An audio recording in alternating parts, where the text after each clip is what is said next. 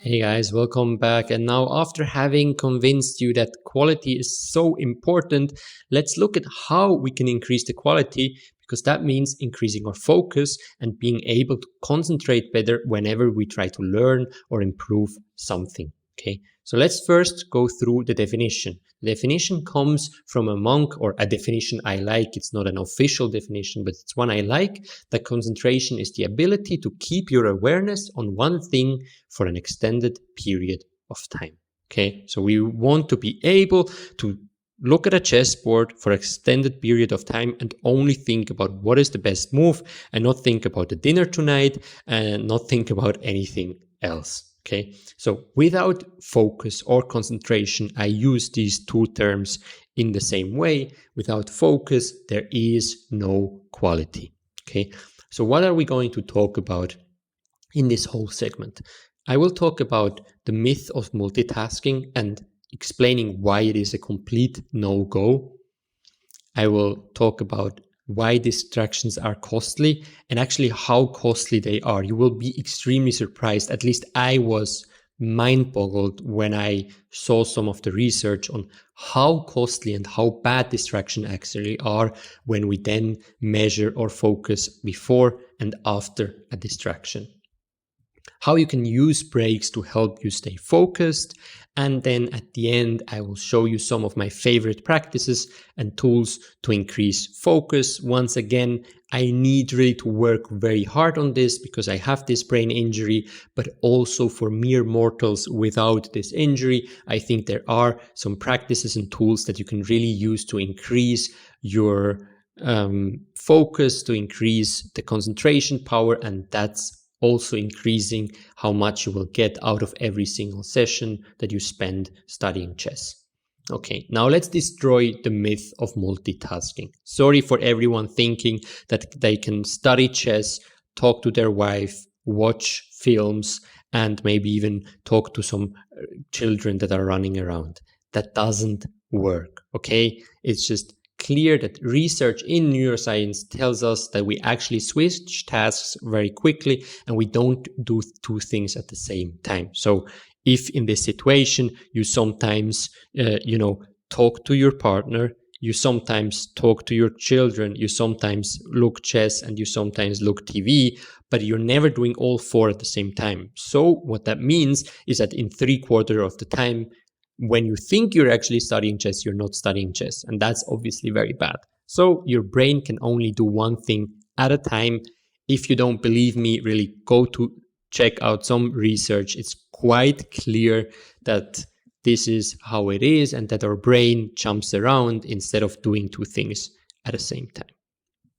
Now, how can we avoid that we feel the need for multitasking? One thing that helps me a lot is that when you feel the need to do other things, do them first before starting your chess training, okay? Or at least write them down. This is very important because let's say you know that you still have to do groceries, okay? Now you sit down for your chess study, but then suddenly pops up, oh, I need to buy apples. Okay, let's keep that in mind. Oh, I need to buy this. So then suddenly your mind gets overloaded. So at least have a list next to you and just write down apples, okay? And you have the list ready and you know when you will buy the groceries, and that's fine. Okay, so whenever you have other things in your head just before a chess study session, try to at least write them down. If they don't take too much time, just do them, and then you can fully focus on chess when it's really time for your study. Here is a quote I also like quite a lot. Your mind is for having ideas, not holding them. It's from David Allen from Get Your Things Done. He wrote this amazing book and it helped me a lot. But to that later on something. So your mind is there to create ideas, but it's not good to remember them. So whenever you created an idea, just write it down. You have it somewhere written and now you can focus again and you're not distracted. Talking of distractions, let's see what are some of the possible distractions you might face during a training. So before the training, we want to think about what could go wrong, right, with distractions, and we want to preventively look at them and make sure they don't happen. So put your phone away when you study, or put it at least in airplane mode. It's so easy. I usually have my phone just in my pants, so it's very easy that I study chess and I look at a board and I try to calculate, and there is a difficult position and I just give up. I take my phone, boom, I open Twitter, I open YouTube, whatever, and my focus is completely gone. So we want to make it more hard to actually take the phone. So it's best if it's just somewhere else, switched off or in airplane mode. Like this, we can't get distracted by our phone. Then inform loved ones that you are unavailable during the training time. Okay, if you don't live alone, you should inform whoever you are living with that when you sit down to train chess, you would really like to be undisturbed. And this is just setting little boundaries, and later on you are there for them, you have time for them, but you just say, look, I would really love to focus on this training. You know, it's so bad if actually I get distracted. So please, for these 45 minutes, just don't try to talk to me. If you still have questions before, ask me now. If not, I'm unavailable for 45 minutes and then we can talk again. Then the third point is to switch off notifications if you train on your computer. Okay, if you train online, just like you listen to this now, probably on your laptop or computer or whatever device, switch off the notifications. Because when you get a pop-up, you see a mail entered, you see something, your focus goes away for a short time and it's tough to come back.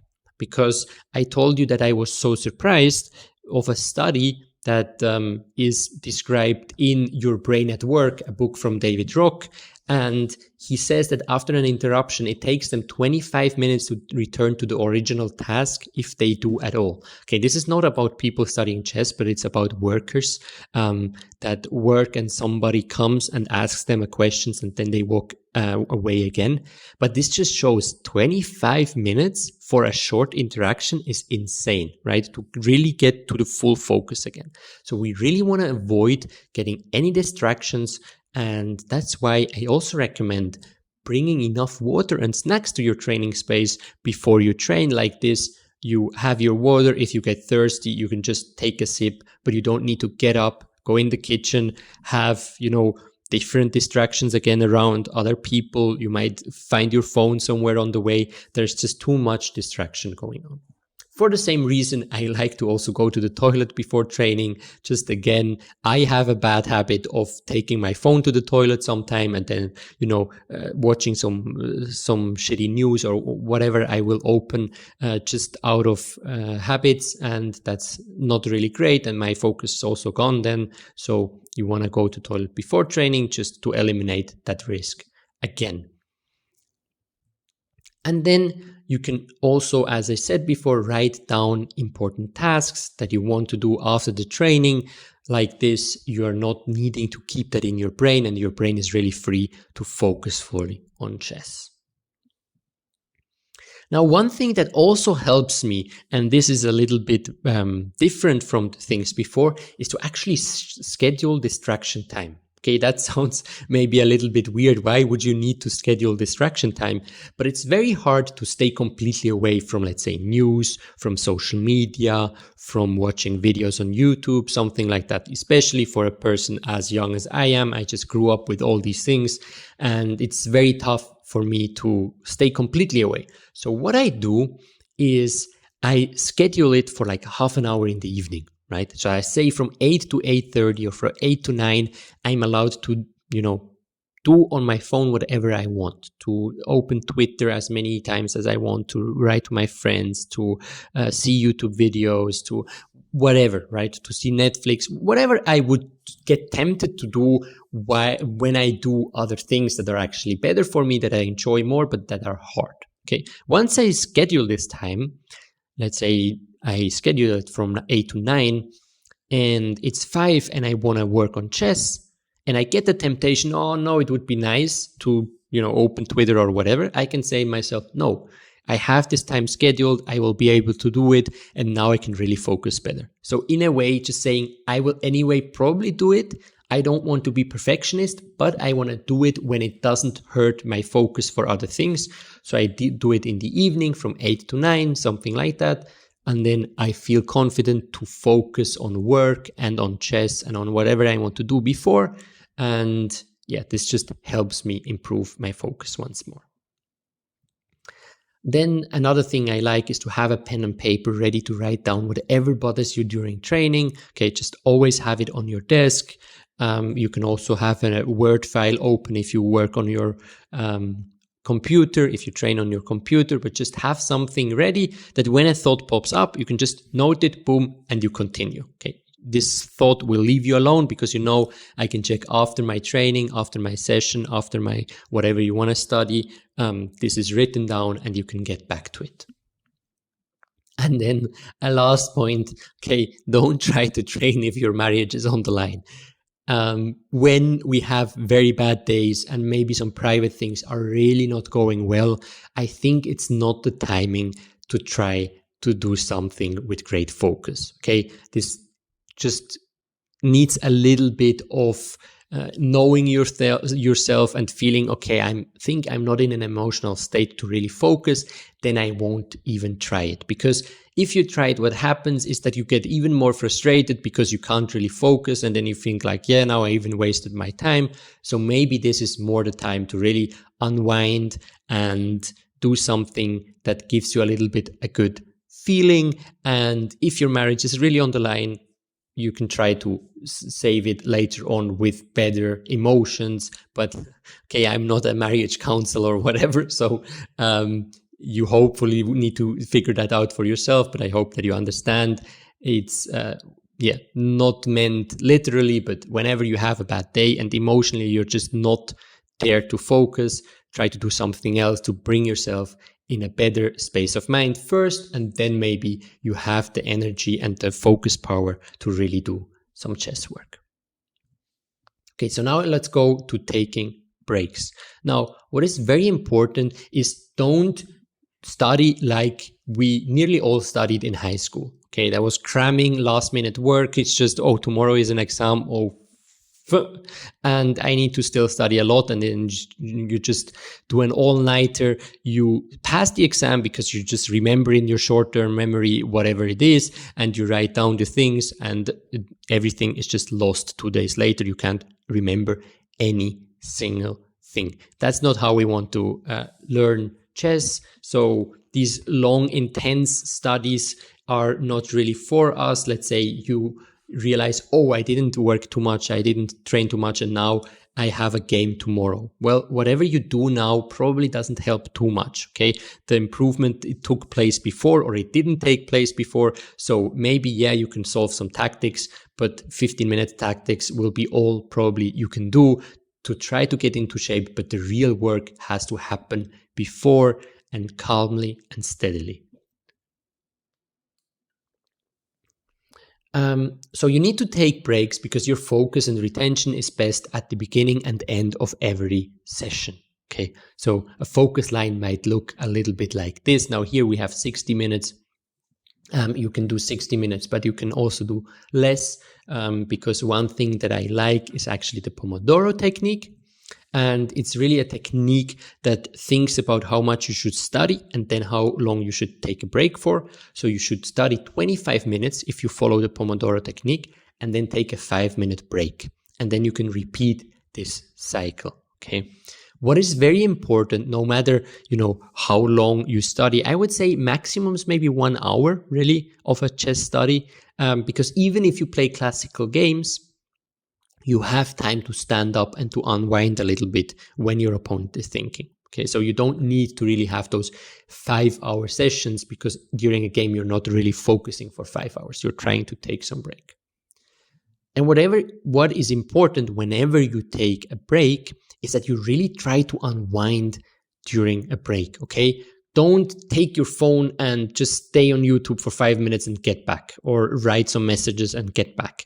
No, try to really get some fresh air. Maybe you prepare some drink, a nice tea, you drink some water, you just unwind, chill, and then you get back to your training Don't use the break to do other things with your memory, or, oh shit, I still need to do this and that. And then in 5 minutes, you try to cram in this, and then you get back to study. That doesn't really work.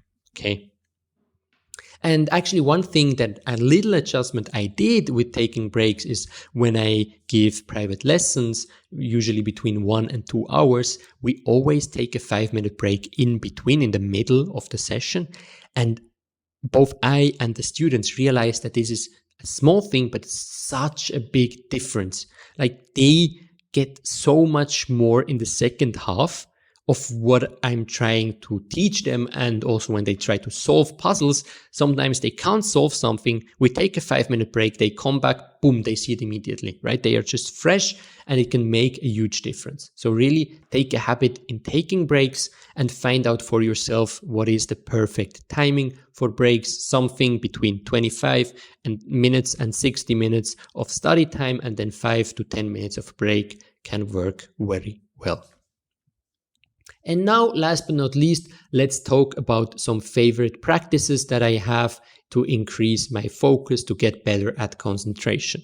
So just be aware that focus is a muscle and you can train it, okay?